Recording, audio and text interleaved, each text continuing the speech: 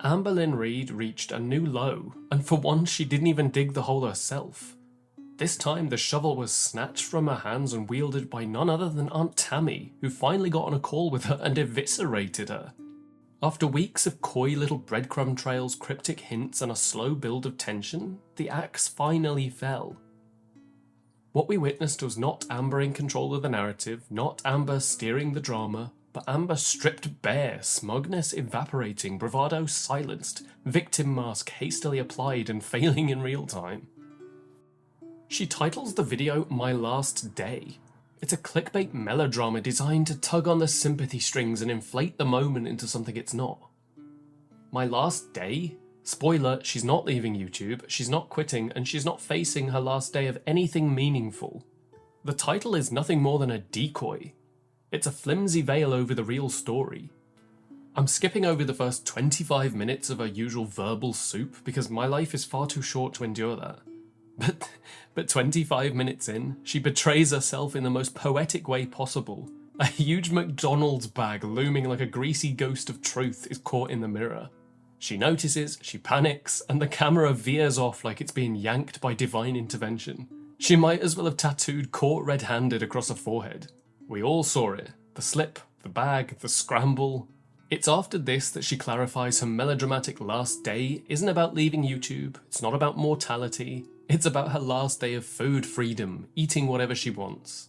Food freedom. As if she's living some carefree life nibbling pastries in Paris instead of door-dashing McDonald's by the industrial-sized bag.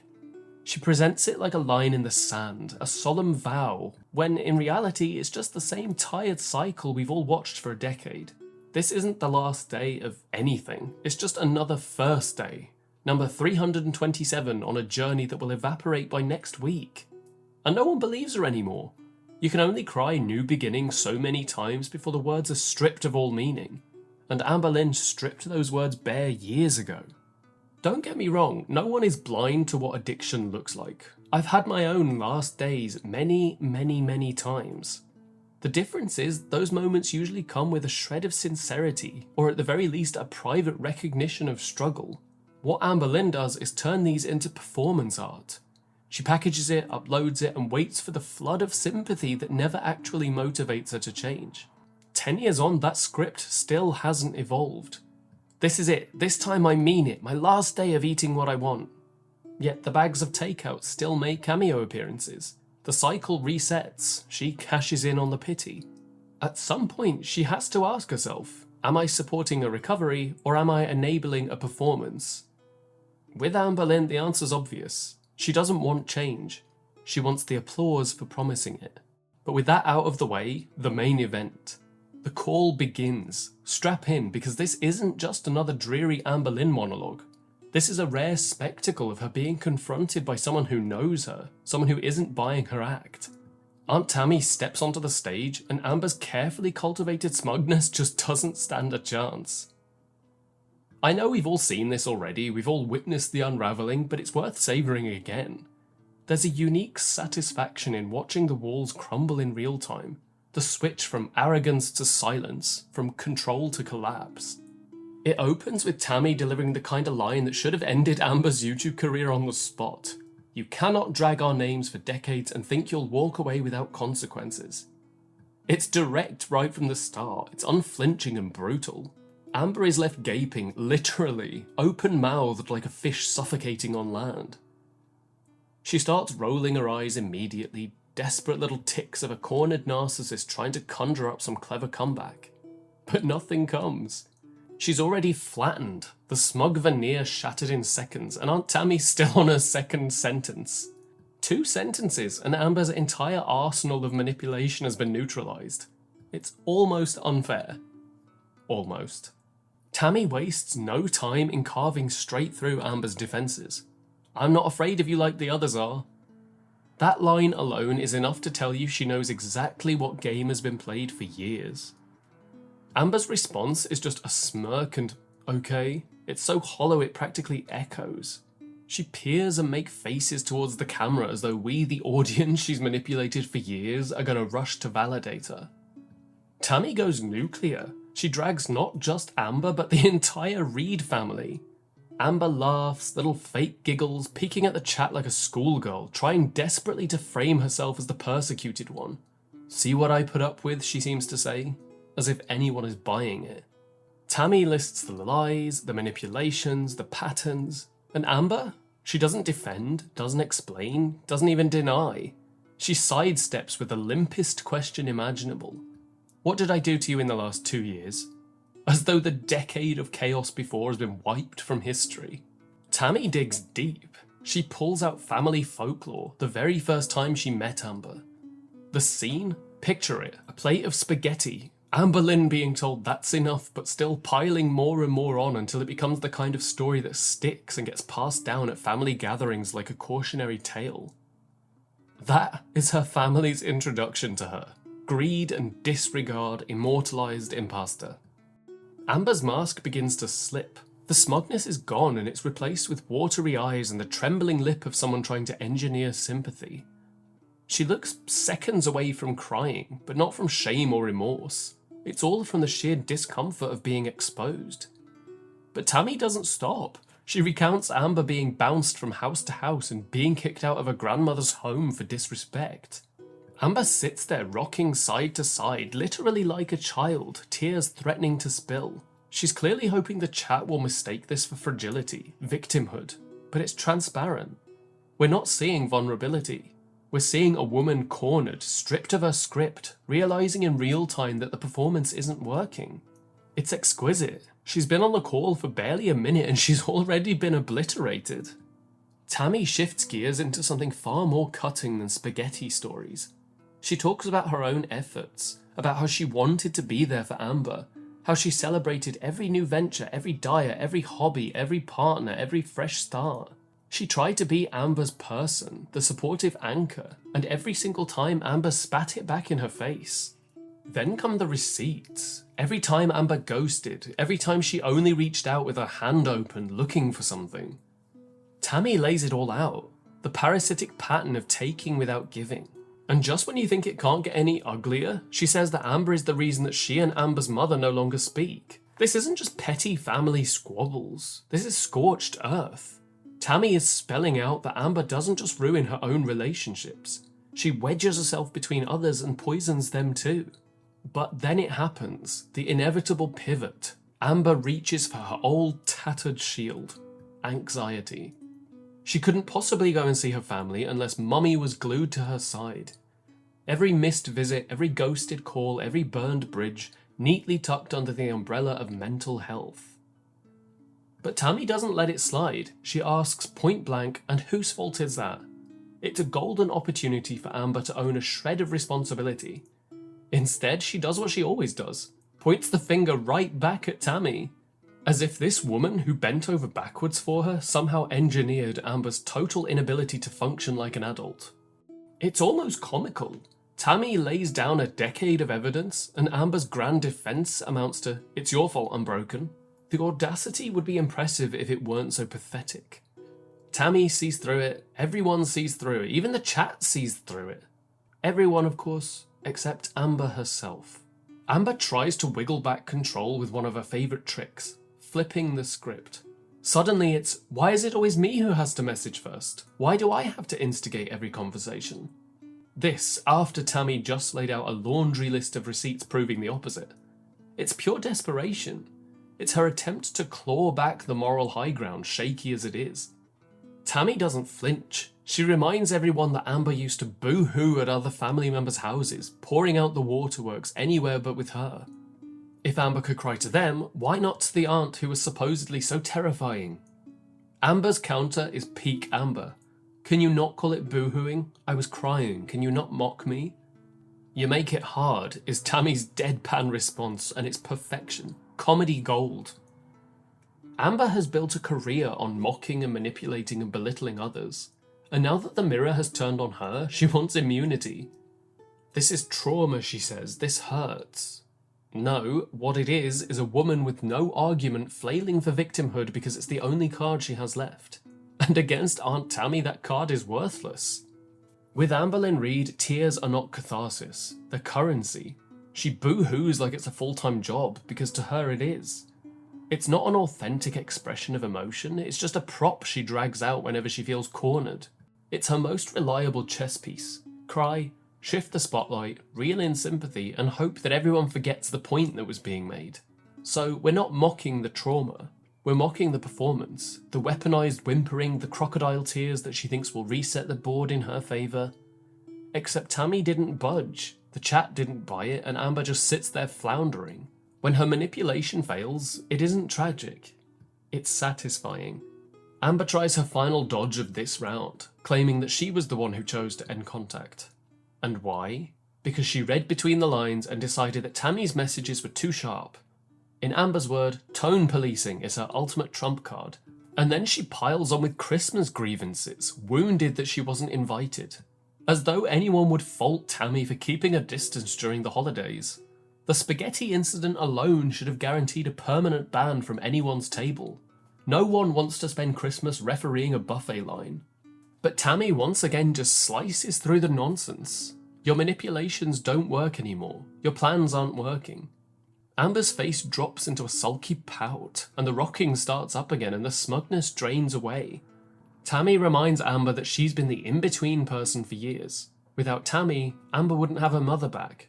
Without Tammie, Amber's mother wouldn't have her mother back. Tammie was the bridge, the fixer, the glue. And when asked if it's true, Amber's grand response is a shrug and a limp, I don't know. She's already out of ammo. The manipulator's playbook is empty.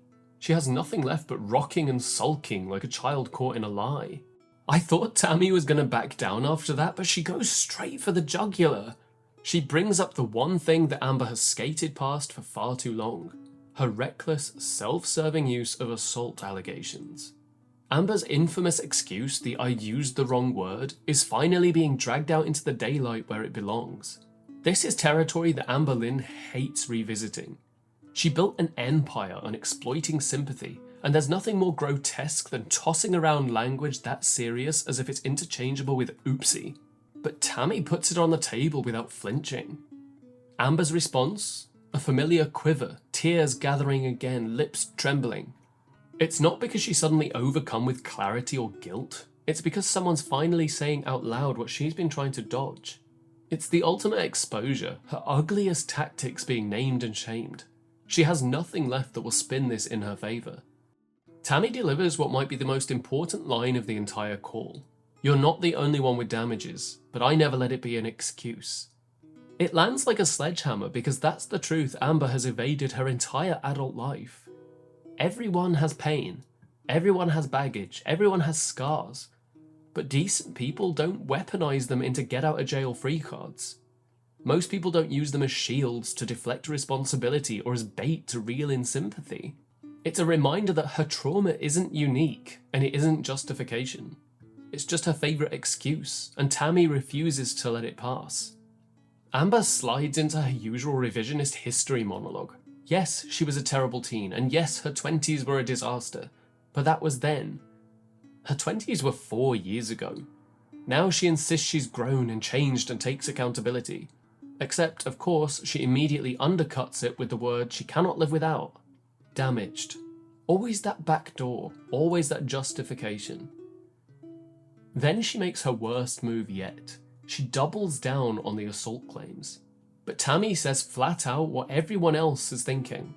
Given Amber's track record, her word alone cannot be trusted.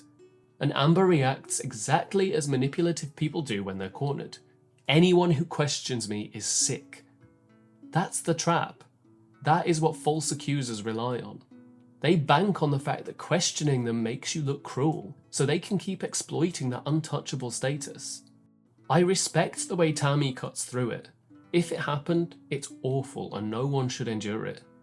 But when it comes from someone with a documented history of lying, with stories that shift like sand and who later jokes about it, there's no credibility left. Lies like this don't just protect Amber from accountability. They poison the well for real survivors. They ruin reputations and warp trust. And people who knowingly exploit that are contemptible. Fuck liars. The grotesque thing about this whole call is that her eyes barely leave the chat. Tammie strips her down to the bone, recounts decades of lies and manipulation, and Amber's focus isn't on what's being said, it's on the comments. There was no reason to have the chat enabled. The call didn't even need to be live. If this were truly a moment of reckoning or an attempt at reconciliation, it should have been private. But no, for Amber, everything has to be content. Everything has to be attention. She could stop the humiliation and log off. She could preserve a shred of dignity. But she doesn't. Because for her, there's no difference between being dragged and being praised. The numbers tick up either way. This isn't about truth or family. It's about engagement, about feeding the algorithm. She's being torn to pieces, and instead of saving herself, she's milking it for views. This isn't about bravery. It's about ego. Tammie lays out all the time she stepped up for Amber, times she was present, supportive, trying to give her stability and connection. Amber's response is, I don't remember. It's the most convenient amnesia in YouTube history. Tammie presses further, testing the memory loss. Does she remember the spaghetti story? That legendary first impression, piling her plate despite being told to stop. Amber is apparently struck with selective dementia and claims she doesn't recall that either. It's laughable. She can recall calorie counts from years ago, exact dates she started new journeys, and every hater comment ever. But when it comes to family stories that paint her in an unflattering light, her mind is blank. It's not memory loss, it's just tactical forgetting. It's convenient and transparent. But then she skips right back to her favourite track like a broken record. I'm taking accountability now. The words are polished and practiced and perfectly rehearsed. But then, inevitably, I had undiagnosed BPD. Translation, nothing was ever my fault. Not the manipulation, not the cruelty, not the chaos. Every ugly decision gets swept under the diagnosis rug, retroactively absolving her of responsibility.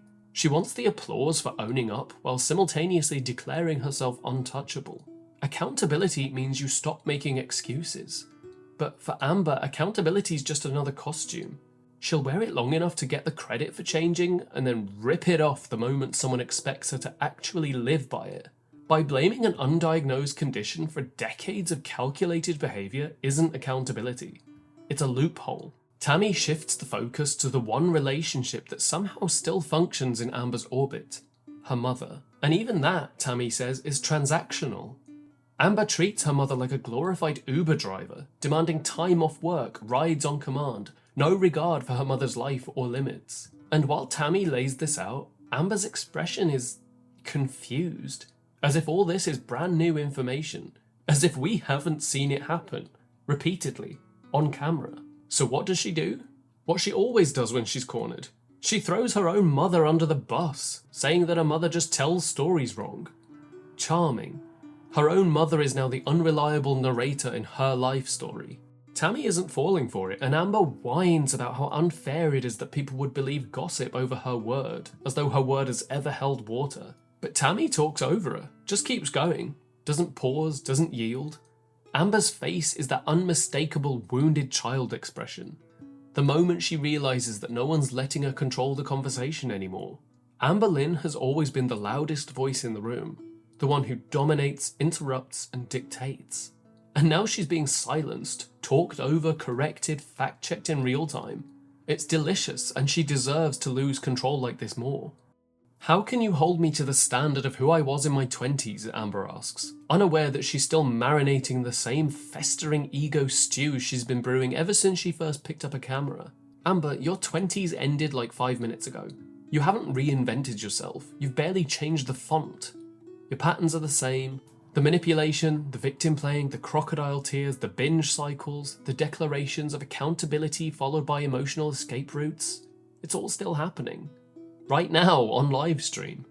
You don't get to beg the world to forget your past while actively repeating it. Growth isn't about time passing, it's about behaviour changing. And yours is exactly where you left it, buried under spaghetti, pity and passive aggression. Tammie once again just cuts through it like a scalpel. You're the same person you were then. You haven't changed. Watch your own videos, watch reaction channels. I wish you'd changed, but you haven't. It's brutal and it's accurate, and it's exactly what Amber's needed to hear for years. Amber's final defense, her searing clapback is, okay, Not even a denial, no fake tears, just the verbal equivalent of a white flag. Tammie handed her truth on a silver platter, and Amber had nothing but a shrug. A decade of manipulation and exploitation, and all she can say is, okay. They wade into the murky waters of Tammie and Amber's mother's fallout. Amber, shockingly, assumes it's all being aired just to make her look bad. In Amber's world, every conversation is about her image. Not the truth, not context, not pain, just optics. She genuinely cannot comprehend that someone might be speaking out for themselves rather than for or against her. Tammie just keeps it straight. She's bringing this up to show the full rot, the dysfunction, the way she's been treated by this carnival of chaos that calls itself a family. And while Tammie tells her story, what's Amber doing? She shifts, she sighs, she rolls her eyes like a sulky teen in a lecture. Because this is her worst nightmare. Someone telling the truth uninterrupted. She tries to cut in, she tries to reclaim control, but Tammie barrels on. Amber's usual tricks, interruptions, tone policing, strategic tears, they don't work. And it's driving her mad, you can see it. She cannot stand someone speaking with authority against her and not yielding the floor when she wants it. Eventually, she just checks out. Tammie is still speaking, but Amber has mentally left the building. She's on her laptop, eyes flickering on the screen. She's looking at the chat, looking at herself, refreshing her YouTube analytics probably. Anything to distract from the verbal demolition that's happening. She's not engaged anymore. She's not even present because she knows she's lost. Everyone knows it. The chat knows it. I know it. Tammie definitely knows it. This isn't even a conversation anymore. It's a funeral for Amber's control, and she's live streaming it. When Amber stops listening, it's not because she's unbothered. It's because she's out of tools. No witty retort, no tearful manipulation, no manufactured victim arc left to play. So she does what all narcissists do when they're stripped of their illusion. She disengages. She pretends she's above it and waits for the storm to pass. Tammie goes on a long, impassioned monologue about family arguments, estate matters, and the kind of adult grievances that require memory, accountability, and empathy. Amber, unsurprisingly, just glazes over. Her contribution is a deadpan. I don't understand what this has to do with anything. Because if it's not about her directly, her feelings, her image, her latest pity harvest, it doesn't register. The moment it veers into territory that doesn't revolve around her immediate victim narrative, she loses all interest, like a child tuning out when adults start spelling words. Tammie's unfazed and just replies with, "Shows your maturity." And she's right. Amber's entire worldview collapses the second she's not centered. If she can't control the angle, if the story isn't crafted to make her look misunderstood, she has no use for it. So Amber tries to reroute the conversation, scrambling, "We don't need to talk about old drama, I thought this was about recent stuff." Of course she did. She thought this was going to be a controlled burn, Amber bravely confronting current misunderstandings while basking in chat support. And all she got instead was a full-scale excavation. She didn't come prepared for the truth, and now it's burying her. Tammie, in what should be a relatively harmless observation, points out that Amber doesn't even know how old she is. Something like that would humble any normal person into silence. But Amber takes this as her cue to whip out her favourite kind of defence, the utterly irrelevant kind. "It doesn't matter I don't know how old you are. I'm a good gift giver." In Amberlynn's mind, apparently knowing someone's age is optional if you can just Amazon them a mug that says "World's Best Aunt." This is the depth of her emotional understanding. Material gestures meant to buy goodwill wrapped in tissue paper and excuses. Tammie is pointing out basic fact. You don't know me. And Amber's reply is, "I bought you things, so of course I know you." That's her entire worldview. Relationships are transactions. Proof of care is measured in price tags, not presence. Remembering someone's age would require interest, and Amberlynn doesn't do interest unless it benefits her. Tammie hits her with the paradox she's been spinning for years. You cannot dismiss the past as irrelevant while using it as a personal excuse generator. Amber wants it both ways. When Tammie brings up decades of dysfunction, Amber scoffs, "That's old drama, we're not here for that." But give her 5 minutes and suddenly she's recounting a trauma resume like a defense exhibit. Broken childhood, unstable home, undiagnosed this, misunderstood that. Tammie lays it bare. You can't cherry pick the past. Either it matters or it doesn't. Either we talk about it, or you stop using it as a shield. Amberlynn has always clung to her history like armor, until someone else tries to discuss it, and then suddenly it's irrelevant, inappropriate, or off-topic. She leans into the BPD again, delivering her well-worn monologue of, "I'm struggling, I'm trying every day." But Tammie's unmoved and cuts straight through it with, "Then why don't you get help?" We get more self-help word salad. Amber says she's trying to learn the difference between an excuse and a reason, as if that's some profound philosophical breakthrough and not something most people grasp by their teens. You're pushing 35 and you're only now learning that trauma doesn't grant immunity from accountability? Tammie wishes her the best and says what most of us have screamed at the screen for years. You need professional help, and you're not going to get it. Amber's DIY self-diagnosing has become a parody of itself, and Tammie calls it out. And then, of course, Amber goes for a cheap guilt trip. "You're supposed to be my aunt." A line meant to disarm, to make Tammie feel cruel, unloving, and unreasonable. But Tammie isn't moved. She is her aunt, and that's exactly why she's saying it. Because no one else has, and someone had to. Amber accuses her of mocking her mental illnesses, but Tammie spits it right back. That's exactly what you've been doing for years. And it's true. Amber has weaponized being diagnosed like a shield, a sword, and a stage. She's diluted real struggle into content, used it to avoid growth, and framed every criticism as an attack on her mental health. And then, because she's losing control and can't stand being exposed, Amber tells Tammie to log off, as if she's the problem. As if this isn't Amber's circus. Amber's gall here is staggering. Frankly, it's about time that someone said all this to Amber out loud, without fear of being edited, blocked, or turned into a sob story for clicks. Tammie's earned every word she's saying, and Amber has earned every single word being said to her. In what might be the most irony-soaked moment ever, Amber says with a straight face, "You're talking about things that happened so long ago, it's crazy." Coming from a woman who spent 10 years rehashing the same cycles, the same traumas, the same stories, and the same betrayals like their current events. She makes entire videos reliving arguments like they're breaking news. She built an entire channel around her past, using it as the foundation for every excuse, manipulation, and pitiful story she peddles. But when someone else brings it up, when someone else tries to connect the dots she spent years trying to scatter, now it's crazy to talk about it. This is the same Amber who drags out every ancient wound when it suits her. But when the past isn't flattering, when she's the villain in the retelling, it's suddenly irrelevant.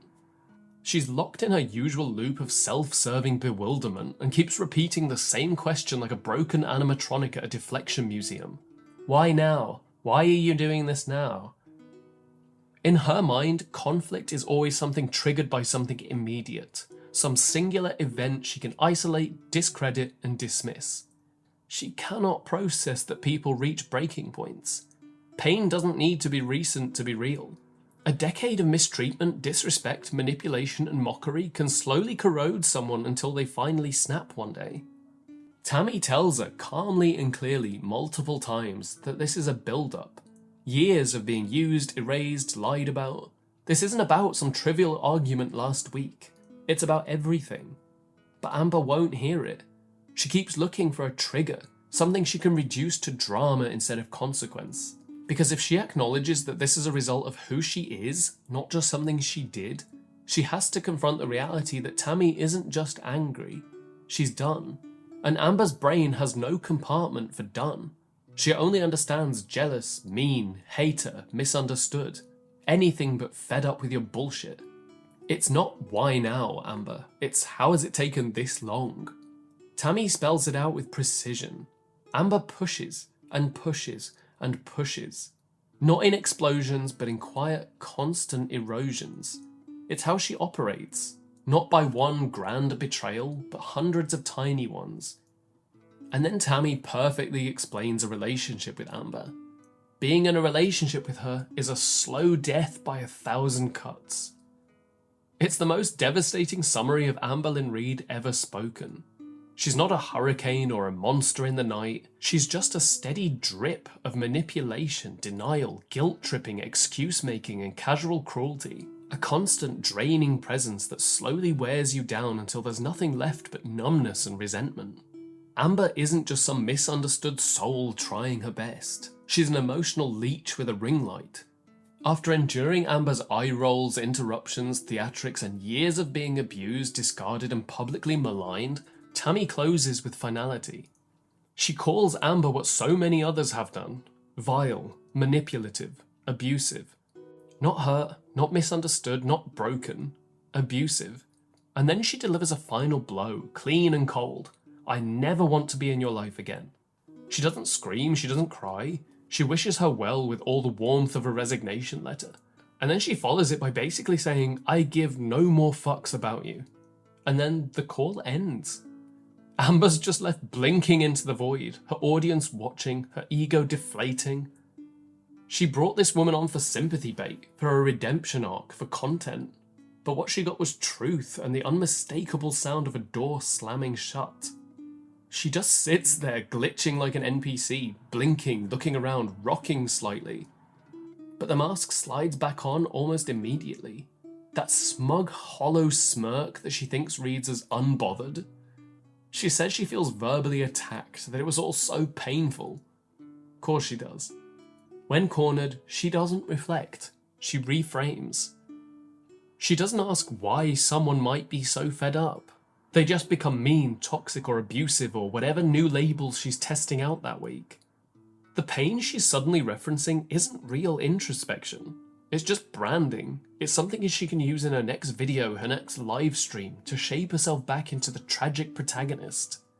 She's already calculating how to spin it, how to make it palatable, how to turn the sting into sympathy points. Her delusions reboot like a bad sitcom pilot. She says her aunt clearly has issues she doesn't know about, because when in doubt, diagnose your critics. Frame their pain as instability. It's easier than acknowledging the years of manipulation that brought them to this point. And then she insists that none of this will get her down. She's not ashamed or embarrassed, but Tammie should be. Of course. Everyone should feel shame for not allowing themselves to be used anymore. Classic Amber. Emotional arsonist mad at the people who grabbed the fire extinguisher. She clings to a tired line, I never want to be the person I was again, as though she hasn't spent her entire stream embodying every toxic trait she's ever been called out for. Change is not something you can claim like a loyalty card you've never used. The cherry on top is when she claims she was dissociating during the call. That wasn't dissociation, that was boredom, sulking, and an inability to handle being held accountable. She wasn't spacing out, she was tuning out.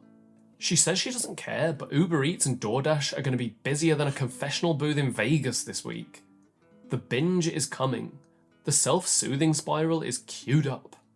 And by next week, she'll be back in front of the camera, teary-eyed and telling us she's starting over. Again. But we all saw this, and Aunt Tammie walked out with her dignity intact, her spine steel-plated, and her points well made.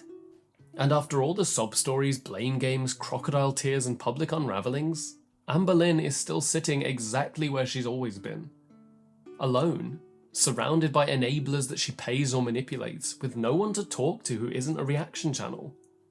She claims abuse, but Tammie, even when she was at her most angry, still spoke with more composure, restraint, and humanity than Amberlynn Reid has ever offered anyone. Tammie spoke with the weariness of someone who's been burned for the last time. Amber speaks with entitlement and a menu tab open. We all know how this goes next. There'll be binge orders disguised as moderation. The pets will probably get even less attention than usual, because how can one possibly care for another living creature while self-victimization is a full-time job? And she'll probably be sat on that couch, crying, sitting on her pee pads, wondering why no one will comfort her while she flicks through comments for the one person still gullible enough to type sending love. Tammie said it best. She hasn't changed. But on that note, I have a very brief announcement. I am closing the curtains. This dreadful performance has run on for far too long, and I refuse to lend my voice to a play that insults its audience. Amberlynn Reid isn't merely tedious, but she's corrosive. She's an endless parade of self-inflicted calamities masquerading as entertainment. Every word I say about her leaves the faint taste of ash and disappointment. and I'm no longer willing to waste my intelligence on the theatrics of a woman who cannot even go to the grocery store without catastrophe. I could continue, but I probably won't. There are already so many other good channels doing this with far more enthusiasm. My time and my voice are worth infinitely more than the pantomime of this sad, lumbering woman. I want to devote myself to subjects worthy of my observation. So consider this breakdown of the call a parting gift. It would be great if you made some marble statues or composed some epic ballads to commemorate this, because Amberlynn is boring. Irritating? Yes. Pathetic? Always. But boring is a death sentence. I can only watch someone flop into the same puddle of gravy so many times before I ask myself why I'm sitting front row in the splash zone. Lately, I am just far too busy to babysit a grown woman's pity party. I can't keep pulling commentary out of thin air when the material's so flat it makes a sheet of paper look like a mountain. Creativity deserves better. Your time deserves better. So going forward, I just want to talk about things that spark fire instead of heartburn. I'll probably rant about television or lecture on history until the bones ache. The point is, I just want to move on. If you only tune in to watch me talk about Amber, then ciao. I hope you enjoy the swamp. It's been great having you, and I appreciate you always. I'm not saying never again. If some spectacular implosion occurs, I may descend once more for a single merciless stroke. But for now, Amber just doesn't amuse me, and I can't force myself into commentary that rings hollow. Translation, she's boring, I'm bored, and you're all probably bored too. I'll still be here. I just want to make different kinds of content now, because I'm unimpressed and entirely unwilling to waste another breath on a woman who only deserves silence.